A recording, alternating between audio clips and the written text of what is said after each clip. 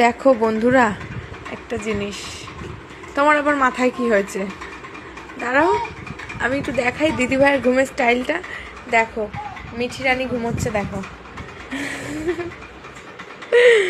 ও এরমভাবে ঘুমাতে কত যে ভালোবাসে, ওকে যত ঠিক করে শোয়াই ও ঠিক এরমভাবে ঘুমাবে। আর তোমার কি হচ্ছে, তুমি ঘুমাবে না? হ্যাঁ, লজ্জা পেলে কেন তুমি? আমি সবাইকে দেখিয়ে দিয়েছি, মিঠাই রাত 12টা বাজে এখনও ঘুমাচ্ছে না। এখন এখন দেখো গুড গার্ল হয়ে গেছে, একা একা ধরে জল খাচ্ছে, ও সবাইকে দেখাচ্ছে ও বড় হয়ে গেছে। ও এখনও রাত 12টা বাজে, ওর চোখে একটু ঘুম নেই।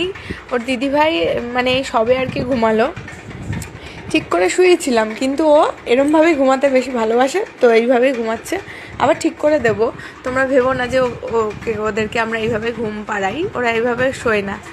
হ্যাঁ, কি যা কি ঘুমাবে না?